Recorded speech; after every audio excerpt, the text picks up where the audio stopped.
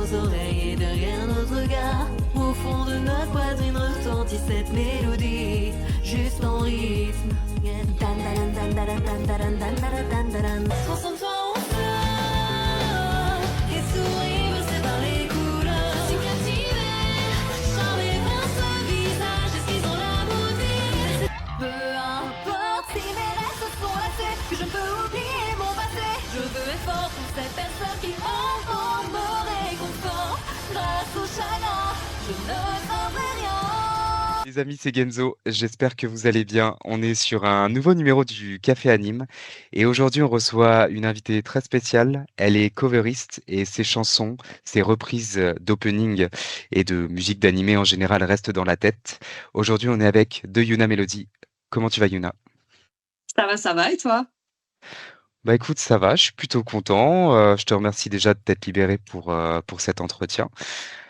Parce que je sais que tu as une actualité qui est quand même assez importante. Et je sais qu'on n'a pas pu le faire la semaine dernière parce que du coup, bah là, en ce moment, tu es très, très sollicité. Donc, merci à toi de t'être libéré. Mais merci à toi de m'avoir invité, c'est gentil. Bah écoute, on va essayer de rendre ce moment super sympa. Dans un premier temps, toute petite question. Est-ce que tu as de quoi boire avec toi ou pas? Alors oui, j'ai pas mon matcha latte cette fois, mais j'ai ma petite eau. Ok, c'est parfait. Prépare-toi parce qu'on est parti Oh, pour un incroyable. voyage sur un nouveau café anime. Il est cool, hein? Ouais, de ouf. Il est Ouais. magnifique. Mon petit Boba Fett, qui reste du coup présent pour tous ces entretiens. Eh ben écoute, si t'es prête, on peut y aller. C'est parti.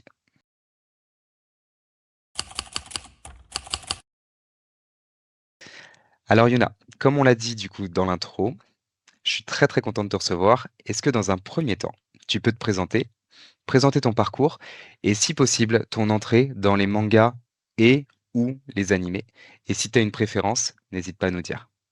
Oh là là, ça c'est une longue question, hein, comment serait... Je sais. Alors, on va essayer de tout découper. Moi, je m'appelle Yuna, je suis une illustratrice et créatrice de contenu. Et sur YouTube, je fais des covers d'opening d'animés et des chansons de jeux vidéo en français. Voilà. Ok. Comment ça t'est venu cette idée-là au départ? Alors, comment ça m'est venu? En entendant, je ne sais pas si vous connaissez la coveriste Mune. Toi, je sais pas si tu connais. Si? Bah si, du coup, mais je vais pas te mentir, je la connais depuis que j'ai préparé l'entretien avec toi. Je la connaissais pas avant. Ah oui, ok. Parce que à l'époque, en tout cas, elle était très active et c'est une grande fan de Final Fantasy. Et je suis Ok. également une grande fan de Final Fantasy. Et j'ai découvert ses covers françaises du coup sur YouTube de Final Fantasy. Et j'étais là, waouh, c'est trop cool. Moi aussi, je veux faire ça, mais pour les animés manga. Ok. Et du coup, la première cover que j'ai sortie, c'était en 2012, je pense, 2011-2012, donc ça date. Et Ouais. c'était une cover française très mauvaise d'ailleurs, il y avait beaucoup de enfin bref, sur un animé, un Magical Girl qui s'appelle Shugokara. Et il y a une Ok. chanteuse dedans. Et j'étais totalement fan de cet animé. Et du coup, Hmm. je me suis dit, je vais être la Uto Yoshina française. Et j'ai repris du coup les chansons japonaises en français. Et j'ai eu quand même une bonne réception du truc, malgré ma qualité vraiment pas terrible. C'est la rétrospective un petit peu qui est Ouais, toujours marrante quand tu te dis ah c'était la première et pourtant bah, en fait ça a plutôt bien marché. oui, c'est assez fou. J'ai eu pas mal de retours. Et pas que du négatif, donc c'était très très bien. Un bon Au moment. départ, bah en fait justement c'est intéressant que tu me dises ça parce que du coup tu as commencé il y a un moment. Au moment où tu commences, je suppose que la passion des mangas animés tu l'as aussi depuis un petit moment parce que je crois que tu as commencé les mangas animés assez tôt si je me trompe Ouais, pas. ouais. Ouais, je pense, hein, je suis pas sûre parce que c'est assez flou. J'ai l'impression que j'ai vécu avec les mangas toute ma vie, mais je pense que j'avais peut-être entre 5 et 7 ans, je pense peut-être, ouais, 5-6 ans, 6-7 ans. Enfin, pour la petite anecdote, en fait, j'ai un grand frère et ce grand frère, il était fan de manga, de jeux vidéo, mais il s'était fait pas mal harceler à l'école et du coup, il voulait pas Ok. que sa petite sœur rentre dans ce milieu parce qu'à l'époque, c'était les années 80-90, donc à l'époque, c'était pas bien vu en fait de regarder des mangas, enfin de regarder des animés, de lire des mangas. Ouais. Et du coup, il avait dit jamais je laisse entrer ma sœur là-dedans. Et en fait, à Noël, j'ai reçu de mon parrain une cassette VHS de Sakura chasseuse de cartes. Ah, ok. Et là, c'était fini, quoi. J'étais totalement fan de cet animé. Et du coup, j'en ai parlé à mon frère en disant, regarde ce que mon parrain m'a offert, t'as vu, tu connais? Et il me fait, bah ouais, je connais, si tu veux, j'ai tous les épisodes. Donc, il enregistrait, en fait, tu Ok. vois, Club Dorothée, tout ça. Ben, il a Bien sûr. enregistré tous les Dragon Ball, tous les Sailor Moon, tous les Sakura chasseuse de cartes, du coup. Et ben, je me suis retrouvée, du coup, à regarder Dragon Ball, Sailor Moon, Sakura chasseuse de cartes avec lui. Et déjà, ça nous a blindés rapprochés, parce qu'on Mhm. avait quand même un écart d'âge assez fort. Et ben, je me suis quand même farcelée. Mais Ok. voilà, j'ai cette passion pour le manga et j'ai jamais rien lâché. C'est ça qui m'a donné aussi envie d'être dessinatrice. Donc, les mangas m'ont énormément apporté. Je pourrais pas faire sans. C'est un trait de ma personnalité, je pense, maintenant. Bah, c'est quand même assez fort du coup de se rendre compte à quel point la passion pour les mangas dans les années 90 ou même années 2000, hein, de toute façon, Mhm. pouvait être perçue différemment. Là, tu évoques quand même des attitudes qui sont très négatives à ton égard. Donc c'est vrai que c'est pas. Et puis à l'égard de ton frère aussi, du coup, c'est quand même pas anodin quand même de se dire que l'évolution du point de vue de manga, de la consommation de manga animé, elle a quand même vachement évolué et que qu'on ait pu avoir des attitudes aussi négatives par le passé. Je crois que en plus tu me parles du Club Dorothée parce que toi, enfin, je le recontextualise, mais du coup, tu es belge Ouais, et en gros, si je me rappelle bien, il y a dans une de tes vidéos, tu parles d'un moment, d'un format qui est similaire à celui du Club Dorothée qui s'appelle Blabla, c'est ça? ouais, Ouais. C'est la même époque aussi ou pas? pas du tout. Comme je disais, mon grand frère et moi, on a quand même un écart d'âge assez fort. Hmm. Donc, du coup, lui a connu le Club Dorothée. C'est pour ça D'accord, que, c'est lui qui l'a connu. voilà. Et moi, par contre, oui, j'ai connu du coup Blabla, qui était une émission pour les enfants sur la 2. Et il passait du coup, mais pas tellement de manga que ça, mais il passait par exemple Code Lyoko. D'accord, ok, ok, Et pour moi, je trouve que ça a quand même des influences assez manga, Code Lyoko. bien Donc, sûr. et il passait plein de dessins animés. Et c'était la seule chaîne à l'époque que j'avais à la télé. Enfin, la 1, la 2 et Ouais. la 3. J'avais pas tant de choix. Donc, du coup, Blabla, c'était vraiment mon plaisir en rentrant de l'école de regarder des animés, quoi. Ok, hyper cool. Alors c'est vrai que j'avais pas entendu parler de cette émission Blabla, du coup, mais j'ai eu l'occasion en suivant tes vidéos sur notamment celle sur la VF et la VO, du coup voilà de me réactualiser un peu.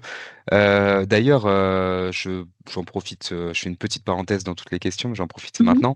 Euh, Il y a eu une époque où le débat en fait de la VF, on avait l'impression que du coup, il était un petit peu saturé. C'est-à-dire que, en fait, limite, on voulait plus entendre parler de la VF parce que, enfin, ça, entre guillemets, c'était moins hype, quoi, Mhm. de regarder en VF. On voulait plus entendre parler que de la VO. Pour autant, j'ai l'impression, je sais pas ce que tu en penses. Toi, c'est vrai que tu as fait une vidéo là-dessus et que tu expliques dans cette vidéo, du coup, que ça t'a permis aussi de regarder des mangas, du contenu avec, du coup, des gens de ton entourage. Est-ce que tu trouves que ce débat aujourd'hui, il est un petit peu remis sur la table? Est-ce qu'aujourd'hui, il y a vraiment peut-être autant de gens, tu penses, qui consomment de la VF que de la VO, au moins déjà sur le plan des animés? Ben, en tout cas, je regarde dans mon entourage. J'ai l'impression que dans mon entourage, on est quand même plus team VO. Mhm. Mais ça ne me dérange pas aussi de regarder de la VF. Je trouve qu'on est assez flexible maintenant. Je sais Ouais, pas ça a comment changé, hein. expliquer ça. Mm. Et aussi,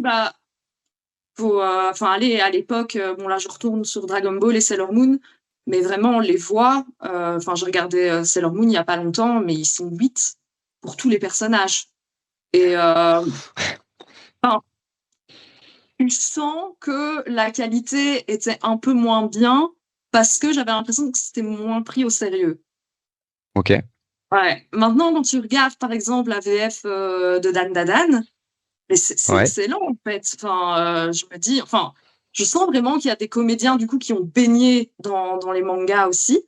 Donc, il y a l'ancienne génération et il y a la nouvelle. Et je sens que ça apporte une touche de fraîcheur, que les Mm. anciens et les nouveaux s'entraident. Et du coup, ça commence vraiment on commence vraiment à sentir notre patte. Je sais pas comment expliquer ça, mais je suis vraiment fière de nos comédiens. Avec toi, Voilà. tu retrouves qu'on a un peu plus d'identité en fait. C'est un peu plus Ouais, personnel en fait, du coup, quand tu regardes ton animé aujourd'hui. c'est ça. Bah, pour le coup, moi, bon, c'est encore un peu différent. Je me permets d'intervenir un peu sur ce débat que j'ai moi-même Ouais, lancé, tu vas-y. vois, c'est un peu, un peu spécial. Il y a aussi quand même certains animés, tu les as connus dans une certaine version, et je trouve que c'est dur de changer de version. Ah, ça, Quand mais tu ça, je parlais de suis Dragon Ball. totalement d'accord avec toi. Je suis totalement Bah ouais. d'accord avec toi. Parce que Dragon Ball, une fois que tu l'as connu enfant, moi je suis aussi génération Club Dorothée, c'est compliqué Mhm, en fait à un moment de se remettre dans autre chose. Parce qu'en fait, finalement, tu es quand même attaché à ça et je trouve ça pas toujours simple, en tout cas pour mhm. les anciens. Après, c'est vrai que Dan Dan Dan, je l'ai pas vu en VF, donc je saurais pas te dire. La seule VF que j'ai entendue, c'est celle qui m'a permis du coup de te contacter, d'être là avec toi aujourd'hui. C'est ta cover de Dan Dan Dan, qui est la toute première vidéo que j'ai vue du coup de ta chaîne. Ah oui, donc c'est assez récent, en fait, du coup. Absolument, absolument. Et justement, j'ai une question à te poser. Alors, c'est pas forcément que centré sur Dan Dadan, même si je trouve que, comme je le disais en intro, tes musiques elles restent vraiment, vraiment dans la tête. Dans un premier temps, moi, ce que je voulais te dire, c'est que quand je vois tes vidéos, je trouve qu'en fait, on voit que ta préparation, elle est fastidieuse. Parce que toi, finalement, on peut penser que ça peut être facile de voir sur les réseaux le rendu final, donc où du coup, on voit ton interprétation, d'accord? Mais tu as fait un vlog à un moment sur une de tes vidéos, je crois que c'était pour l'animé de Oshinoko, ça doit être Mhm, ça. ouais. Et on sent dans tes vidéos que le rythme il est intense, on sent que du coup le travail il peut être long, il peut être très fastidieux. Est-ce que du coup tu arriverais de façon assez euh, vulgarisée à nous dire un peu les étapes de ce travail-là? Ouais. Alors, on va essayer de faire simple et rapide. T'inquiète, vas-y, tu Bah, peux. tout d'abord, ce que je fais, c'est que je fais de la recherche. Donc, je vois un peu ce qui fonctionne, ce qui me plaît aussi. C'est important. Je pense que je ferai jamais de chanson que j'aime pas. Il faut vraiment qu'elle me plaise au moins un peu. Ensuite, je regarde un peu la traduction parce que je trouve quand même qu'il y a certaines chansons, c'est difficile de les adapter en français. Voilà. Et par exemple, Dan Dadan, c'est parce que j'avais traduit le refrain, parce que j'avais eu un coup de cœur. Mais vraiment, quand on m'a demandé de faire la version plus longue, je me suis fait oh là là, donc moi je m'embarque. Je passe à l'adaptation. Donc, je fais attention à ce qui est le même nombre de syllabes que la japonaise. Par exemple, je retourne toujours sur Dan Dadan parce que c'est une des plus récentes. Dans la chanson, ils font beaucoup de rimes en A. Mais j'ai fait pour que dans la version française, ça reste en A. Et ça, c'est un Donc c'est ta challenge. propre interprétation et ta propre entre guillemets traduction pour que ça colle bien en termes de rythme finalement. C'est ça, ouais. Donc, je prends Ok. 4-5 traductions différentes parce que même les traductions, c'est des adaptations en fait. Ça dépend de. Parce que voilà, c'est du japonais, il y a pas mal de mots qui sont mélangés. Et bien, des fois, c'est difficile de refaire des phrases. Et des fois, enfin, comment expliquer ça? Enfin, oui, c'est des réinterprétations de ce que les traducteurs lisent. Donc ça, faut aussi savoir qu'une traduction qui a été faite sur le net, c'est pas la vraie traduction. C'est voilà, déjà une réinterprétation. Et donc, à partir de là, j'essaie vraiment de comprendre le sens de la musique. J'essaye aussi, au plus souvent, de me renseigner sur l'œuvre, parce que généralement, il y a plein de clins d'œil à l'œuvre. Ok. Ok. Ouais. Et J'aurais pas pensé. ouais, non, mais vraiment, il y a pas mal de trucs. Par exemple, juste mes covers de SNK. Ouais. Je pense que si je n'avais pas lu l'œuvre avant, il y aurait certains clins d'œil que je n'aurais pas vus, je Ok. pense. Tu penses à quoi en particulier? Je ne sais plus comment. Mais, par exemple, dans toutes les chansons de SNK, il parle d'oiseaux. dans toutes. OK. D'accord. Juste ça. Voilà, OK. j'aurais pu adapter, me dire: «Oh, il m'embête avec les oiseaux, j'ai envie de faire Ouais. autre chose, de pas vraiment parler de ça» et non, à chaque fois, c'est là et en fait, à la fin, beh, tu te rends compte que, bah, c'est totalement logique et ils font plein de métaphores aussi avec, comment expliquer ça?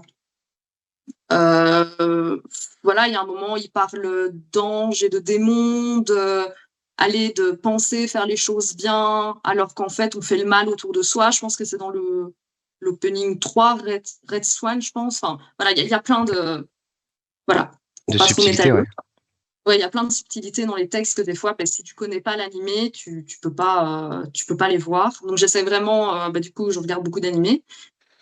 Ensuite, je passe à l'enregistrement.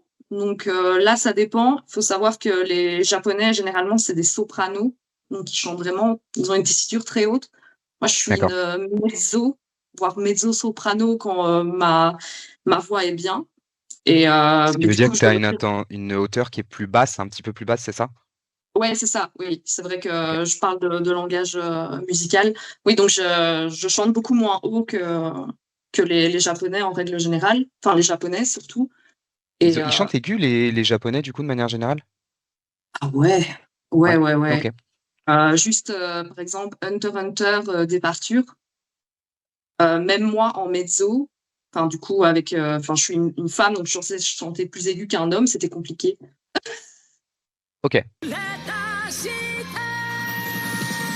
D'accord. Là, je me suis fait: «Waouh, le chanteur, il a une de ses tessitures, c'est incroyable». Enfin bref, je m'égare encore. Donc je passe à l'enregistrement où, beh, je règle un peu, la tessiture de la chanson pour que ça aille avec ma voix. Puis OK. ensuite, ça peut me prendre, ouais, 2-3 heures, ça dépend de la complexité de la chanson.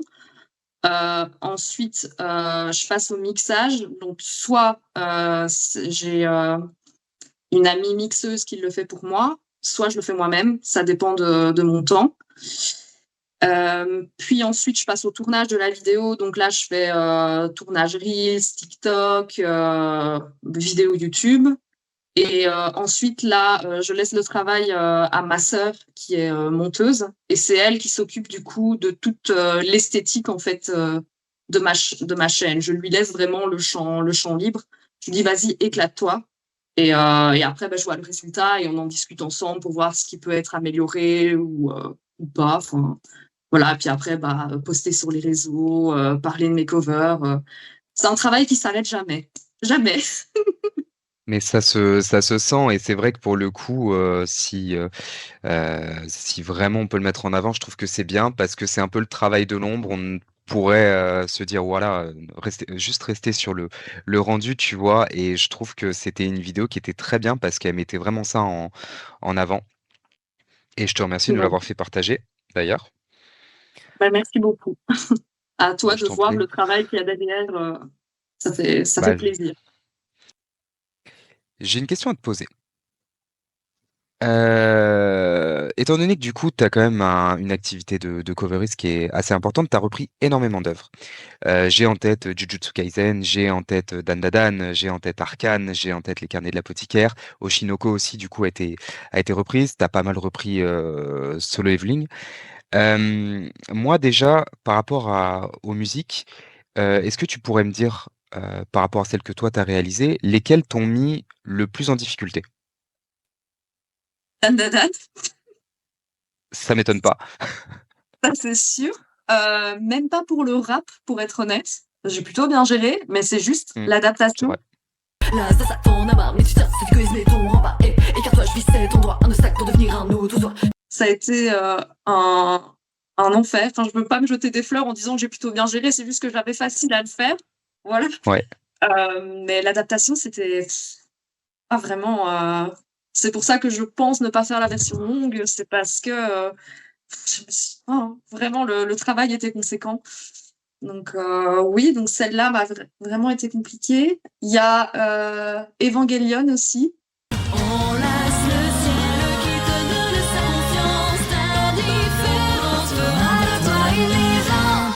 Mais là, je ne sais pas si c'est parce que j'ai eu des problèmes de voix à un moment pendant le Covid, comme on OK. Enfin, j'ai développé des sortes d'allergies à force de rester enfermée. C'était pas très ouf. Et donc, je ne sais pas si c'est parce qu'elle est compliquée à chanter ou si c'est parce que moi, à chaque fois que je faisais 10 minutes d'enregistrement, j'avais la gorge en feu. Voilà, faudra voir quand je ferai plus de conventions si, elle me semble facile à chanter. Et alors, quel autre cover j'ai eu du mal encore? Ah bah, elle n'est pas encore sortie. Ce sera peut-être une exclusivité si tu sors la vidéo avant. C'est le nouvel opening de Solo Leveling. Ah, d'accord. Donc, du coup, tu as décidé de la faire, celle de cette saison actuellement? Ouais, de Lisa et Félix, ouais. Ok. Alors, je te cache pas que du coup, je suis à jour sur l'animé de Solo Leveling et que du coup, depuis, dans l'attente de cet entretien, j'ai forcément écouté beaucoup de tes covers.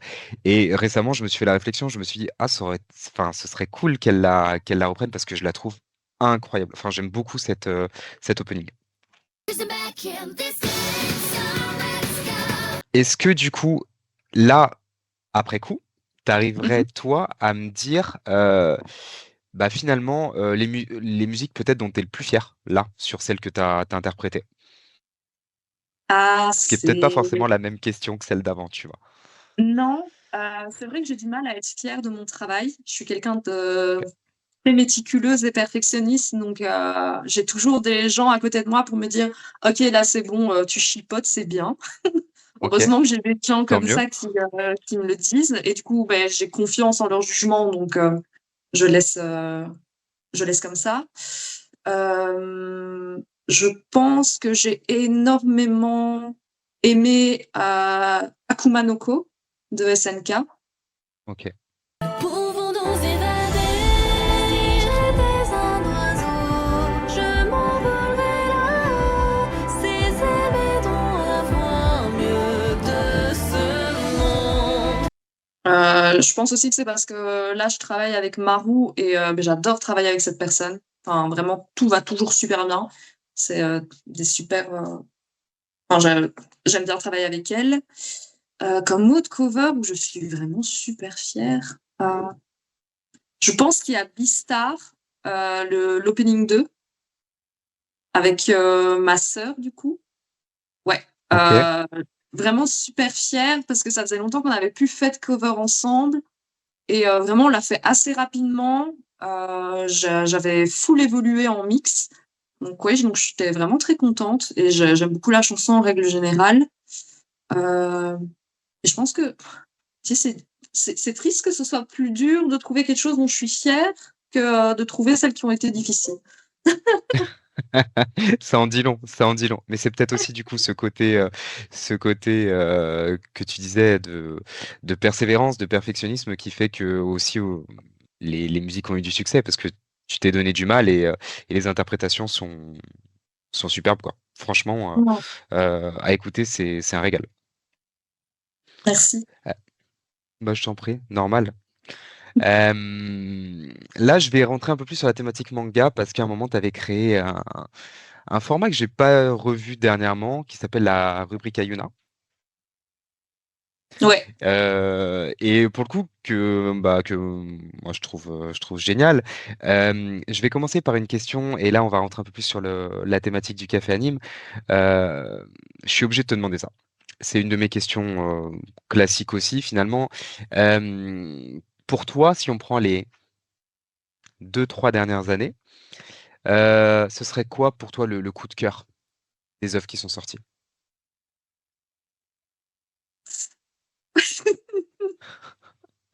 Oh! Est-ce que, je dois répondre, par rapport à mon affinité par rapport à ses œuvres ou juste en règle générale, genre qui sont vraiment excellentes?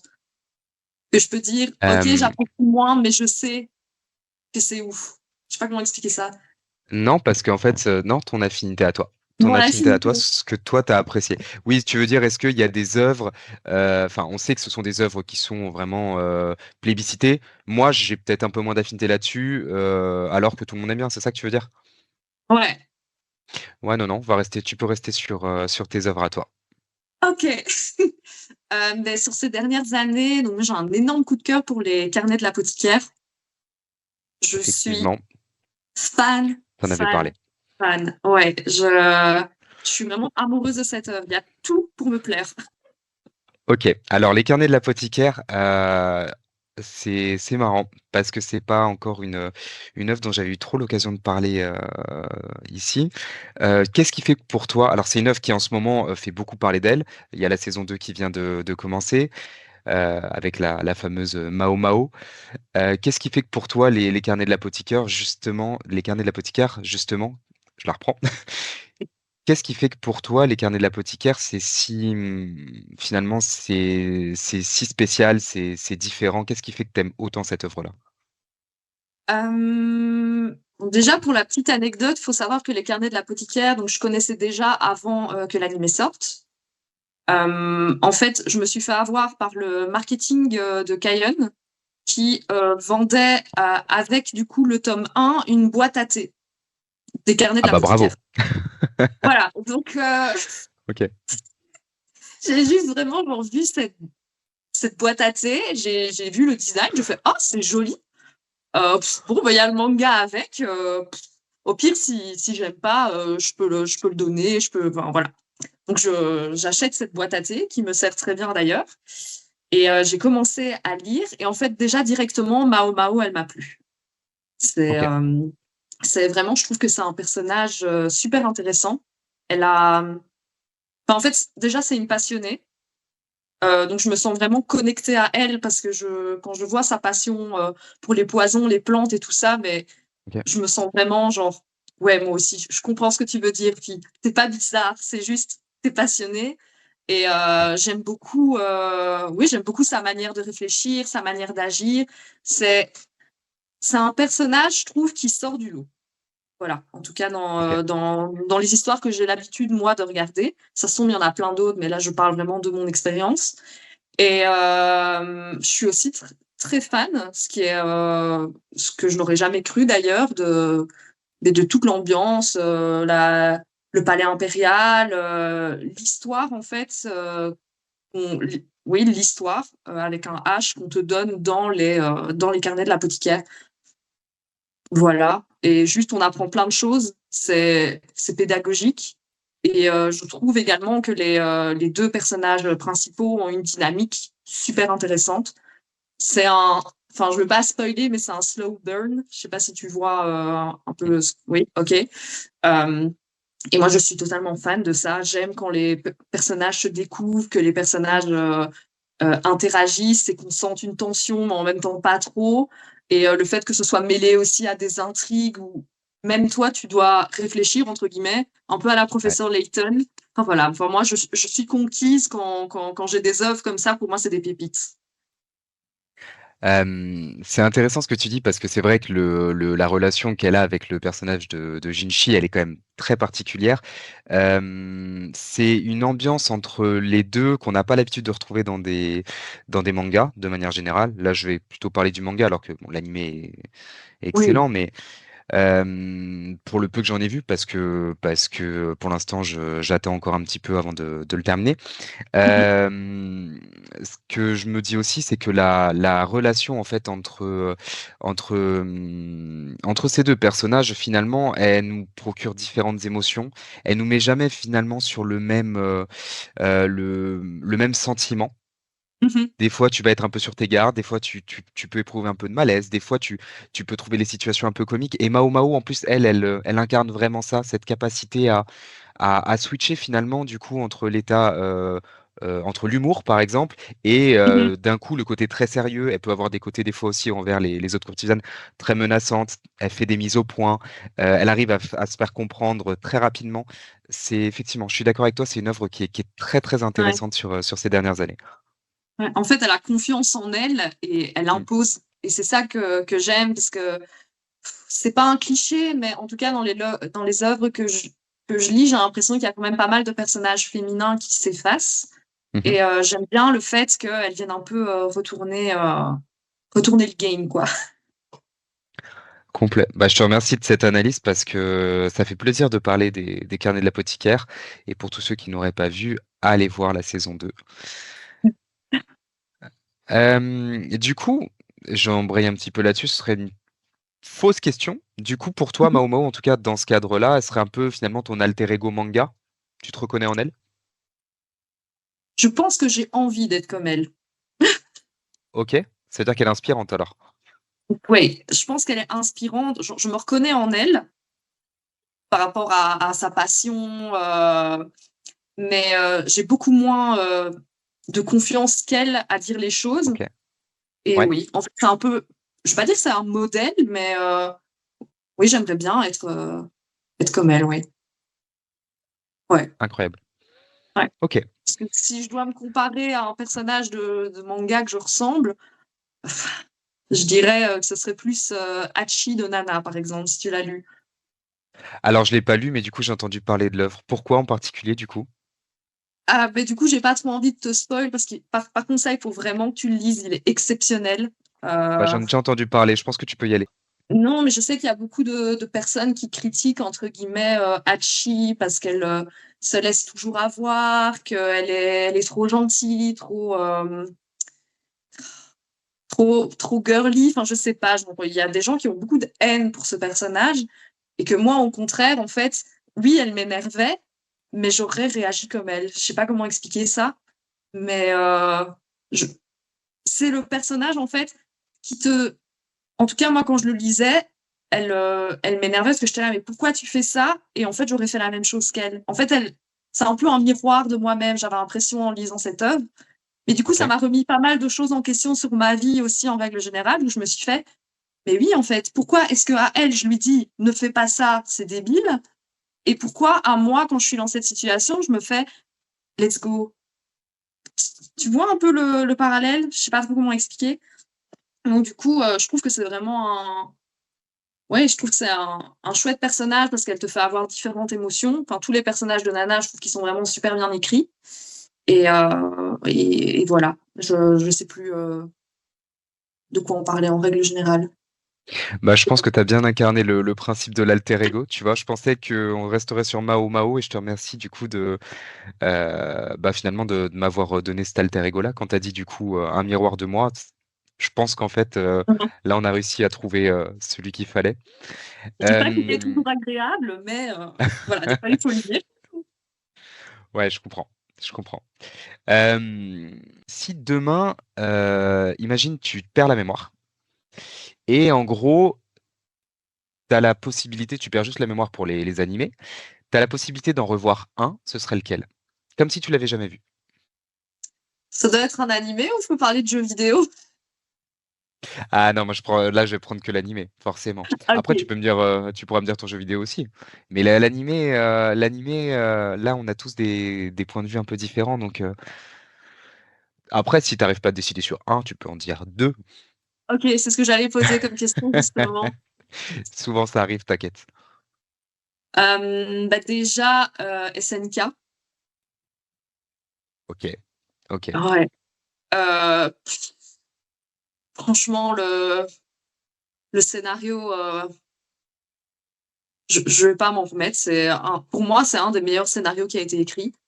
Ouais. Heu, tout, et tout est pensé, tu peux regarder, l'animé ou relire le manga une vingtaine de fois, tu trouveras encore des trucs qui indiquaient que enfin, je trouve vraiment que enfin, faut savoir, j'ai fait des études de bande dessinée édition Ouais. et mes profs, du coup, n'aimaient pas trop les mangas parce que vieille école, voilà. Mm. À partir du moment où ton prof de scénario parle de SNK, c'est que même lui remarque que c'est vraiment bien. Tu vois ce que je veux dire? Enfin, Ouais, ok. Et on peut saluer le fait que du coup quelqu'un d'une autre génération se soit penché sur un manga. Donc ça rajoute voilà. de la valeur aussi. Ses élèves lui en ont parlé et qu'il a quand même été lire et qu'il s'est fait OK, c'est vrai, c'est bien. Ouais. Donc, C'est vrai déjà, ouais. que on est sur un quand même sur un top manga quand même des dernières années. Moi, je t'avoue, à titre personnel, le dessin, justement, vu que tu parles d'illustration, le dessin au début a joué énormément contre le manga de mon point de vue. Mmh. C'est l'animé qui m'a permis de revenir dedans. Mais d'un point de vue scénaristique, il y a une chose. c'est pas une. Alors, j'ai déjà eu l'occasion de parler d'SNK. Pour Mhm. autant, je sais pas ce que tu en penses. Je voulais ton avis là-dessus. Je Mhm. trouve que c'est une œuvre qui a défini, dès le départ, en fait, la manière dont le lecteur allait lire ce qui se Ouais, passe. C'est-à-dire qu'au début, on t'a donné un cadre, on t'a dit, le cadre, c'est ça, et puis c'est tout. Et en fait, finalement, c'est au fur et à mesure, plus tu avances dans l'œuvre, et plus tu te dis, mais en fait, j'ai été conditionné vraiment à penser de cette manière-là. Par exemple, un épisode que j'ai trouvé dingue, c'était je crois que c'est l'épisode 22 de la saison 3. Bon, concrètement, cet épisode-là, c'est quoi? C'est celui où il retrouve les mémoires, les carnets de. C'est Grisha Jäger, le ouais, père ouais, d'Eren. ouais. Donc, ils vont, tu sais, dans la cave. Et Mhm. du coup, on apprend un petit peu la vie de ce monsieur. Et la première scène de l'animé, la première scène, du coup, quand on voit sa vie à lui, on voit, je crois, un dirigeable. Je vais pas te mentir. Quand j'ai vu ce dirigeable, je me suis dit, c'est quoi ce délire? Qu'est-ce que ça fout là? Je comprenais pas. Je me suis dit, mais attends, depuis le début, ils ont des équipements euh, tridimensionnels, transdimensionnels, Ouais, c'est ça, tridimensionnels, ouais, ouais. tridimensionnels, qui sont, depuis le départ, ils ont des équipements tridimensionnels. Ils passent du coup d'immeuble en immeuble, juste en fait avec ça. Ils luttent du coup contre des titans. Et en fait, pour le reste, déjà, ne serait-ce que quand ils sont dans la cave, ils voient une photo, ils sont impressionnés par une photo. Ils se disent, ouah, mais qu'est-ce que c'est? C'est dingue, une photo. Ok. Et ensuite, l'épisode d'après, t'as un dirigeable. Et tu te dis, mais c'est bien trop évolué d'un coup pour ce que je me suis habitué à voir depuis 3 saisons. Et ça, en fait, c'est vraiment l'auteur qui a réussi à te placer euh, dans un cadre et en fait, ton esprit, eh ben, gentiment, il allait se mettre dans ce cadre-là. Et en fait, c'est comme si en fait, t'arrivais plus à ouvrir les yeux finalement. Et t'attends que l'auteur, en fait, du coup, le fasse pour toi. Je trouve ça dingue. Et oui, et en fait, ça, c'est une technique de scénario que moi, personnellement, j'adore. C'est tu découvres en même temps que les personnages principaux. C'est dingue. Comment Tu ça sais s'appelle? pas plus qu'eux, en fait. C'est quoi le nom de ce truc? Je sais pas. Euh, je ne saurais pas te dire c'est quoi comme le nom de cette technique de scénario, mais en tout Ok. cas, je sais qu'à chaque fois que moi j'ai été prise dans une histoire, c'était parce que le personnage ne connaissait, entre guillemets, rien de son environnement et qu'il allait vraiment entrer, du coup, en même temps que le lecteur dans cet univers. Et vraiment, le fait qu'on voit Eren petit et qu'on le voit évoluer, c'est pour ça que j'ai jamais pu détester Eren, c'est tout simplement parce que ben, c'est un peu les yeux du lecteur, quoi. Et j'adore, j'adore. Ok. C'est intéressant.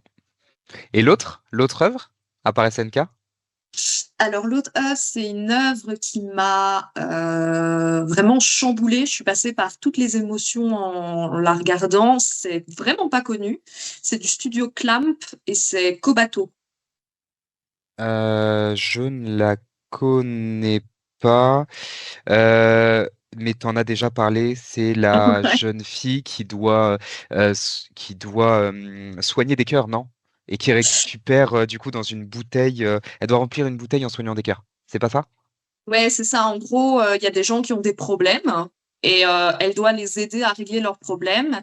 Et entre guillemets, leurs sentiments du coup sont apaisés et ils sont transformés en sorte de petits bonbons qu'elle met dans une bouteille. Elle doit remplir cette bouteille pour que Dieu exauce son vœu.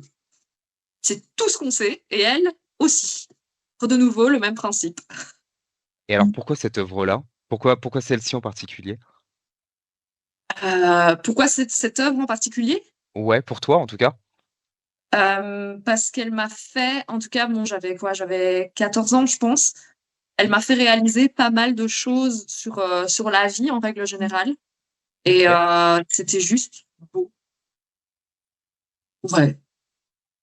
Euh, génial. je te dirais même de le regarder. Donc je te conseille plus l'animé que le manga. Parce Ah, que, t'as les deux? D'accord. ouais, parce qu'en fait, l'animé, la fin est totalement différente que le manga. Ok. Tout simplement parce que Clamp avait des soucis avec son éditeur et Clamp voulait aller beaucoup plus loin, tandis que l'éditeur était là, oh là là, non, non, non, t'as déjà traité de sujets assez compliqués, on va s'arrêter là. Et elles ont fait, bon, bah ok, si on s'arrête là, bah nous, on bâcle la fin. Voilà. Ah, cool. Ouais. Et j'ai l'impression du coup que la fin de l'animé est beaucoup plus en accord avec ce qu'elle voulait représenter. Voilà. Ok. Il y a eu un droit de regard du coup sur l'animé? Oui, je pense. En tout cas, à l'époque, j'avais lu ça, mais c'est pas une source sûre. D'accord. Ok, ça marche. Eh ben, je te remercie vraiment de tes réponses. Je vais être forcément du coup obligé de conclure, mais j'ai aussi du coup une, euh, une petite dernière question qui traîne. Euh, je veux rester en lien avec ce que toi tu fais. Euh, Est-ce que toi, là tout de suite, je fonctionne toujours par top, mais à la fin de la vidéo, il y aura un top 3 là d'opening, ou même sans que ce soit des openings, des thèmes de manga là tout de suite, qui t'ont qui t'ont bouleversé? Des thèmes de manga. Soit Euh, thème, opening, ending, c'est comme tu veux. Mais je sais que toi, tu as une préférence peut-être plus sur les openings que les endings, parce que tu disais dans une vidéo que ça a fait découvrir l'œuvre. oui, c'est vrai que j'ai une préférence pour les openings, mais il y a des endings qui sont exceptionnels aussi. Mhm. Mon top 3. Hmm. Bah, je pense que l'opening d'Evangelion, euh, voilà, c'est ouais, l'opening d'Evangelion. 僕ら天使の手で窓辺からやがて飛び立つ Euh, je pense. Bah là, c'est un ending, l'ending de Erazed. Je sais pas si tu as regardé. Alors, je connais Razed, mais alors par contre, je vois pas l'ending. Euh, Bah, il est incroyable. Genre, musicalement parlant, je le trouve vraiment très très bon. Je pense que c'est Yuki Kagura qui l'a composé et bah, c'est une compositrice absolument exceptionnelle. Ok. Euh, 僕だけが見てた君の Elle a fait toutes les chansons de Tsubasa Reservoir Chronicles. Je sais pas si tu as regardé. Mhm. Donc c'est elle Alors qui a là, fait. pour le coup, jamais regardé. Je réponds à ta question, mais jamais regardé. Mais je crois. Attends. Tac, tac, tac. XXXolic, tu vois?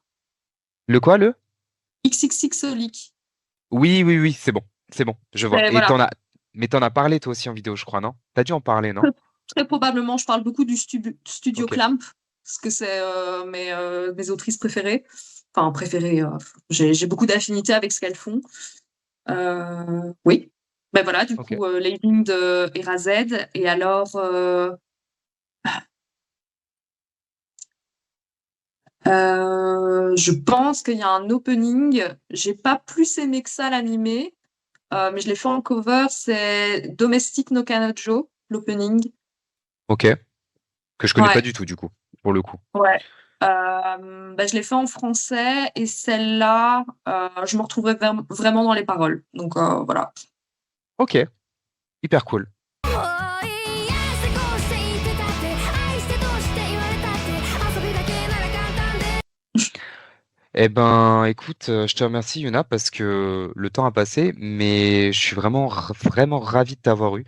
Parce qu'on a pu quand même traiter de sujets, on a pu parler de musique quand même, et vraiment des sujets bah, que j'avais hâte en fait du coup de pouvoir découvrir. C'est vrai que tu proposes un concept que je trouve génial, donc je le redis du coup pour toutes les personnes qui regarderaient cette vidéo. Allez voir ce que propose de Yuna Melody. T'es présente sur Insta, t'es présente sur TikTok, t'es présente sur YouTube, t'es présente partout en fait, finalement. Ouais, on essaye en tout cas. Donc franchement, non, je te remercie d'être venu. C'était Mais très merci à très bien. toi. Bah écoute, il n'y a pas de problème. Tu reviens quand tu veux. Moi, j'ai qu'une seule hâte, c'est de voir ta prochaine cover, mais on en a parlé là. D'ici le moment où elle sortira, peut-être que cette vidéo sera sortie, peut-être pas. Ce sera la surprise. Il y en a une avant en fait qui sort. Ah, ok. Donc ça me laisse un peu de temps pour essayer de rattraper. Ouais, c'est ça. Si tout va bien, elle sort fin mars. Donc à toi de voir si tu sortiras ta vidéo avant ou Eh, après. si je commence à faire un pronostic maintenant, je vais annoncer quelque chose qui sera du coup peut-être pas avéré à la fin de la vidéo. Je vais voir. Mais en tout cas, Vraiment, je te remercie d'être venu. Merci de ton temps et à tous, je voulais vous dire à bientôt sur la chaîne pour un prochain Café Anime. Allez, des bisous tout le monde. Ciao, ciao. Dan, dan, dan, dan, dan, dan, dan, dan, dan, dan, dan, dan, dan, dan, dan, dan, dan, dan, dan.